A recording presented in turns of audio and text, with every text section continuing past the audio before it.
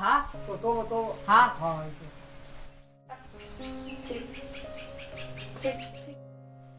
काल बेटा कशा खाली हे माझी छोला माझी छान आहे माझी बच्ची ही ओढणी परत हे झाली निघाली 5:30 झाले देवी पोचत मी नाही गेला पुसू काही गेलो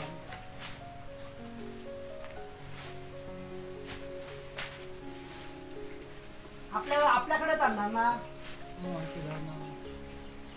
कुठे धरणावरती खालच्या साईडला हे पोरं आंघोळ जातात तिथं तिकडे पुढे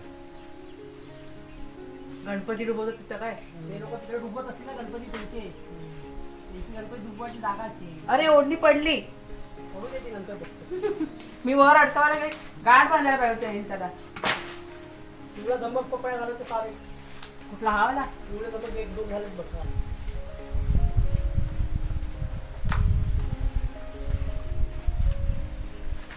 तो खाली ओढणी लावायला पाहिजे हा कच्चा आहे हा कचरा काढलेला तो प्रॉपर दे तो काय सुनो तो कातरी खालेलो कुठला वाला हा तो हा हा ते मच्छर चावतात मच्छर चावतात त्यांना मच्छर नाही सफेद मास्की मास्की येते मास्की नमस्कार ताईंनो बुधवारची संध्याकाळच्या वेळेस म्हणजे 5-5:30च्या दरम्यान बागेमध्ये आलो आणि काम करायला सुरुवात केली.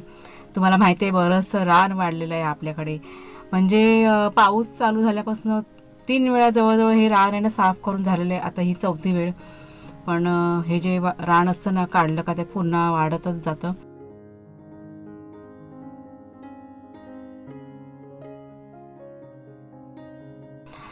अगोदर कुणालचे बाबा एकटेच करत होते तर माझं एडिटिंगचं काम चालू होतं ते मी करून घेतलं आणि बाहेर सहज फेरफटका मारायला आले बघते तर कुणालचे बाबा करत होते.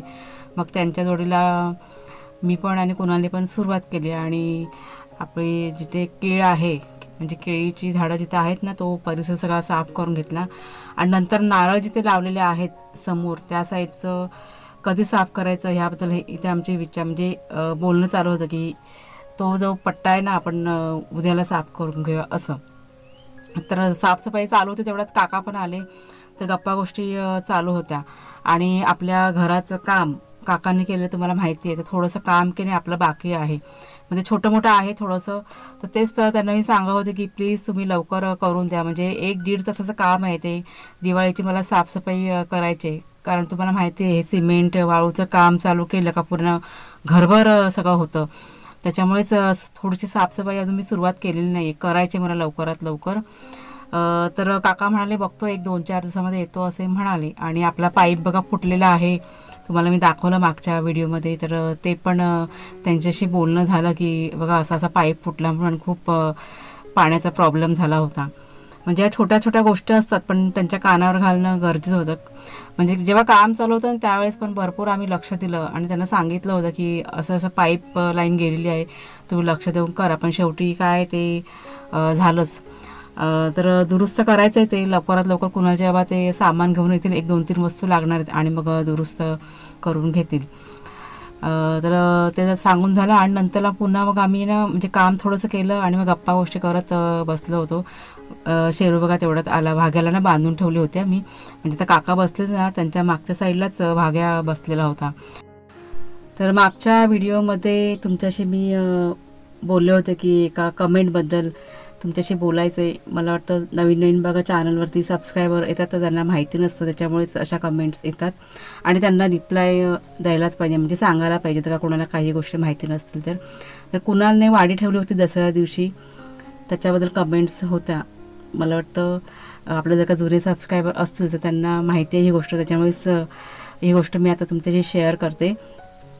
तर कुणालनी त्याच्या आईवडिलांसाठी वाडी ठेवली होती म्हणजे कुणाल जे जन्म जाते आता ह्या जगात नाही आहेत तो आमचा दत्तक मुलगा आहे.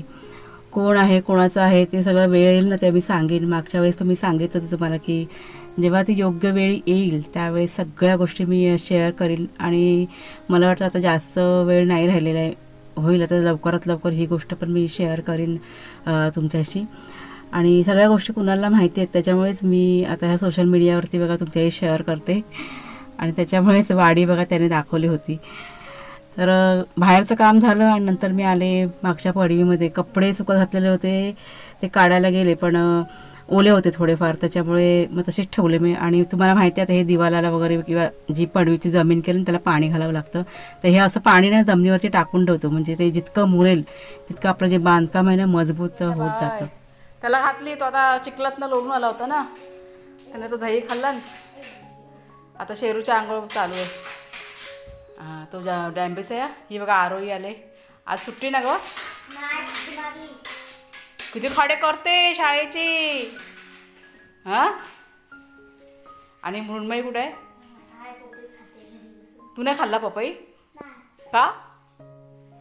तुला आवडत नाही? मग तुला पण दिलेला मी तो, त्या पिशवीत दिला ना मी. आता घरी जाऊन खा. आधी कच्चा आहे का बघ, कच्चा असेल तर पिकेल. तुला मी परत पिकेल ना तेव्हा देईन मी तुला. मी आहे ना कोणाकडे निरोप देऊ? पप्पाला फोन लावेन मी तुझ्या. हां, थांब, तुला मी केळा पिकला का बघते. हां, मग केळी पण कच्चे आहेत, मग पिकल्यावर तुला मी फोन करेन ना, मग तू या घ्यायला. आता तो पपई तो खा, तो पपई पिकलेला आहे. हाय वाटतं, बघ जा काका देतोय, जा बघ जा बघ जा. चला आरोहीला पपई देऊया.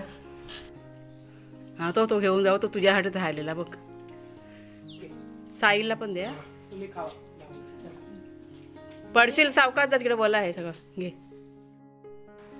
आणि ही दुसऱ्या दिवशी सकाळ, रात्री राहिलं शूटिंग करायचं. तब्येत थोडीशी माझी बिघडली आणि मग तसंच राहून गेलं. घरातलं जे काही काम आटपलं आणि गप झोपून गेली. म्हणजे असं होतं ना कधी कधी की काहीच करू नये असंच मला वाटत होतं. सकाळी उठली मी आणि बोलत आळस अंगामध्ये भरल्यासारखी बसून होती. बराच वेळ बसून राहिली होती. तुम्हाला दिसतंय पायाजवळ झाडू आणि सुपडी घेऊन होते मी, पण काही करायची इच्छा नव्हती.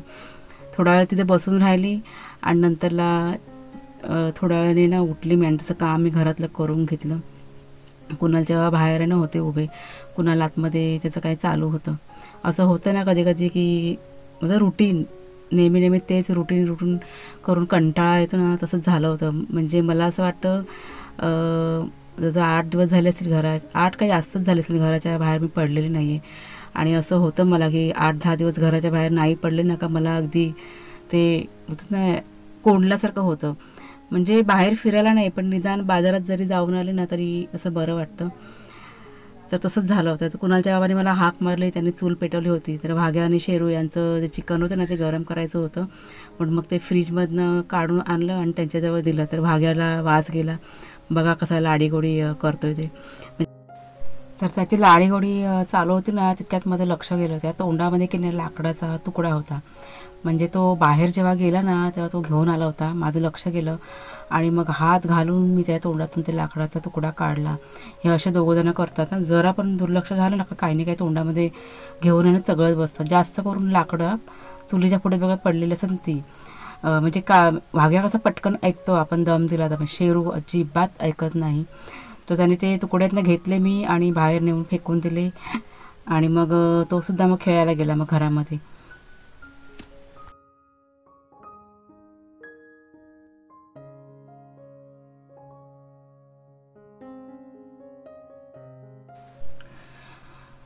आणि भाग्याशी लाडीगोडी करून झाली, खेळून झालं थोडा वेळ. नंतर माझं जे रुटीन होतं म्हणजे घरातलं जे काही काम होतं ना ते करून घेतलं. नंतरला माझी आंघोळ वगैरे करून घेतली. केसे विंचरायची बाकी होती. म्हणजे चला बसून म्हटलं ते तरी करूया. आळसावलेला दिवस म्हणून सगळं हे स्लो मोशनमध्ये चालू असतं. नेहमी असं नसतं. कधीतरी असा एक दिवस येतो की अशा प्रकारे ना माझं सगळं जातं.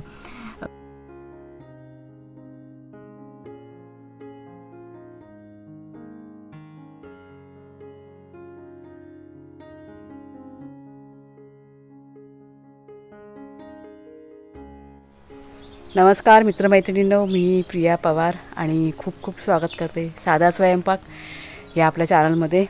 काल संध्याकाळी शूटिंगला सुरुवात केली, पण नंतरला एकदम अचानक तब्येत थोडीशी मला डाऊन वाटली, त्याच्यामुळे मग ठेवलं आणि आता सकाळी सुरुवात केलेली. आता पण असं बरं वाटत नाही आहे, पण सुरुवात केलेली आहे घरातल्या कामाला. आता वाजलेत 8:30. तुम्हाला गाडी दिसते का मागे? बघा नाही दिसत आहे ना. कुणालच्या बाबा ना तरळात गेलेत सकाळीच. आणि शेरू हा बघा घरातलं सर्व आटपलं, नाश्ता वगैरे बनवायचा बाकी आहे. आता अगोदर सगळ्यात आधी देवपूजा करून घेते. इकडे देवपूजा केली का बरं वाटेल, म्हणजे मनाला समाधान मिळेल. म्हणून फुलं जमवायला चालले आता. चला काढूया फटाफट. तो बघा भाग्या पण आता ओरडतो या. काही करण्याची इच्छा नाही, असं वाटतं काहीच करू नये, गप झोपून राहावं. पण तसं होणार नाही, करावं लागतं. चला फुलं काढूया. फुलं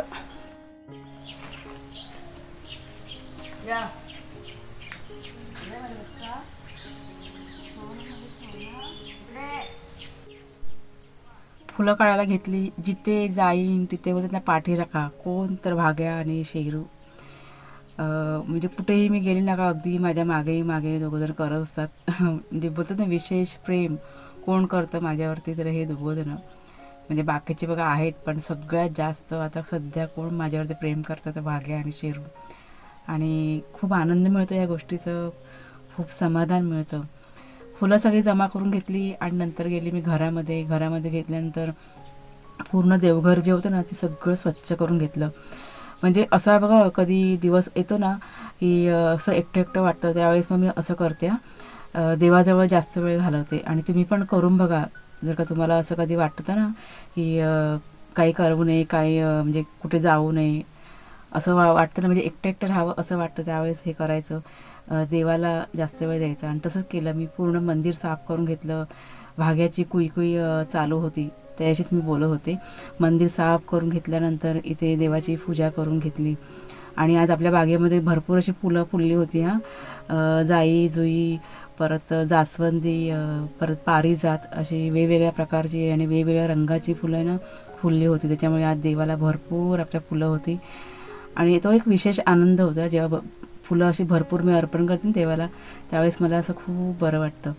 देवपूजा करून झाली. नंतरला नाश्ता बनवायला घेतला होता मी किचनमध्ये, पण बघितलं तर 1-2 वस्तू कमी होत्या. तर कुणाला म्हटलं जा जरा गार्डनमध्ये आणि घेऊन ये काढून. नंतर मी त्या मागच्या पडवीमध्ये आली आणि कपडे भिजवायला घेतले. आता हल्ली चादरी वगैरे सर्व धुवायला काढलेले आहेत, चालू आहे काम ते. टॉवेल वगैरे मी धुवायला काढले. म्हटलं चला ते तरी म्हटलं पटापट होऊन जाईल. ऊन बघा चांगलं कडकडीत पडतं ना, त्याच्यामुळे कपडे कसे लगेच सुकून जातात. तर ते मी भिजत घातलं इथे. तर वॉशिंग मशीन आपली बघा मागच्या पडवीमध्ये ठेवलेली आहे, तुम्ही बघितली असेल मागच्या व्हिडिओमध्ये. इतकं इथं बरं वाटतं ना कपडे धुताना वगैरे, आणि इतकं कम्फर्टेबल वाटतंय. अगोदर जेव्हा पुढच्या पडवीमध्ये होतं ना खूप त्रास व्हायचा, म्हणजे पाणी वगैरे घ्यायचं त्रास व्हायचा, पुढच्या टाकीतून पाणी घ्यावं लागायचं, डबल काम मला व्हायचं. त्याच्यामुळे 2-3 दिवस झाले वॉशिंग मशीन मागच्या पडवीमध्ये ठेवल्यामुळे खूप इझी झालं मला आणि खूप बरं पडतं. तर कपडे विजून झाले आणि नंतर मी किचनमध्ये आले, नाश्ता बनवायला घेतला. भाजी काढून ठेवली दुपारच्या जेवणासाठी. तर भेंडी दिसली मला फ्रीजमध्ये. भेंड्याची भाजी कुणाला खूप आवडते, म्हणून मग काढून आहे ना ती टबमध्ये म्हणजेच पाण्यामध्ये भिजत घातली. अशी जर का भेंडी असतील आणि म्हणजे अशी वाटली कोमेजल्यासारखी, म्हणजे ही भेंडी कशी कोमेजल्यासारखी नव्हती, ताजीच होती, पण असं वाटलं की नाही चला आपल्याला एकदम फ्रेश हवी आहे, तर पाण्यामध्ये एक 10 ते 15 मिनटं भिजत घालायची. कोणती पण भाजी असेल ना ती, तुमची भाजी एकदम फ्रेश होऊन जाते, टवटवीत होते. तर भाजी भिजत घातली आणि मग भाग्या की नाही खूप कुई करत होता. त्याला आतमध्ये बांधून ठेवलं होतं आणि शेरूला बाहेरच्या साईडला. तर म्हणजे त्याला असं वाटत होतं की शेरूला मी मोकळं सोडलेलं आहे, त्याच्यामुळे तो कुई सारखा करत होता. त्याच्यामुळे त्याला बाहेर घेऊन आले मी आणि शेरूच्या जोडीलाच त्याला मी बांधून ठेवलं. आणि तेवढ्या त्यांना कुणालच्या बाबांची गाडीचा आवाज त्यांना आला. आणि त्यांची जी ऐकण्याची क्षमता असते ना, म्हणजे मुक्या प्राण्यांची इतकी स्ट्रॉंग आहे, म्हणजे किती पण लांब गाडी असेल की त्यांना बरोबर माहिती पडतं की नाही आता ही आपली गाडी आलेली आहे. तेवढ्यात कुणाल बागेतून ना कढीपत्ता आणि मिरच्या घेऊन आला होता. आणि नंतर मग मी थोडा वेळ ना भाग्या आणि शेरू यांच्याबरोबर खेळले. नंतर मी किचनमध्ये गेले नाश्ता तयार करायला.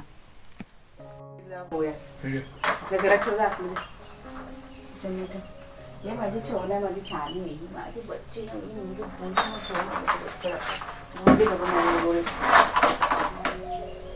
आता थोडा इथेच बसा, ती भाकरी घेऊन कुणाल. नाश्ता करून झाला, अर्ध्या जेवणाची तयारी सुद्धा करून झाली. आणि थोड्या वेळामध्ये कुणालचे बाबा पण घरी आले होते. नंतर मी ते ना चक्की लावली होती किचनमध्येच, म्हणजे कोपऱ्यामध्ये, म्हणजे आपलं जिथे बाथरूम आहे ना त्या साईडला कोपऱ्यामध्ये मी ती चक्की सरकवून बघितली. वायर बोर्डला पुरते का ती बघितली, अगोदर चेक करून घेतलं. आणि नंतर मग इथे गव्हाचं पीठ आहे ना मी दळायला टाकलं. आणि आज दोनदा गंमत झाली. चक्कीमध्ये पीठ टाकलं आणि काय माहीत नाही, पण दळता दळता ते चक्कीचं पीठ काही दळतच नव्हतं. सगळं जाड जाड गव्हाने दळून आली. असं दोनदा झालं. म्हणजे एखाद दिवशी असं असतं की नाही, आपल्याला असं वाटतं की नाही कोणतं पण काम असं पटापट हवं, त्यावेळेस मुद्दाम असं काही ना काही होतं. दोनदा मग मी चेक करून आहे ना पुन्हा ते पाता वगैरे व्यवस्थित करून लावलं आणि तिसऱ्या वेळेस सगळं काही व्यवस्थित झालं आणि पीठ आपलं दळून झालं. तर चला मित्रमैत्रिणींनो, आजचा व्हिडिओ आता मी इथेच थांबवते. आज फारसं असं काही व्हिडिओमध्ये नाही दाखवता आलं. हा व्हिडिओ ना मी खरं म्हटलं 2 दिवस आधी शूट केलेला आहे, पण व्हॉइस ओव्हर आता करायला घेतले. आता हा व्हिडिओ तुमच्यापर्यंत कधी जातो आहे हे काही मला माहीत नाही आहे. तर तोपर्यंत माझी तब्येत की नाही ठीक झालेली असेल. व्हिडिओ आवडला असेल जरूर लाईक करा, शेअर करा. नवीन असाल तर सबस्क्राईब करा. बाय बाय सर्व.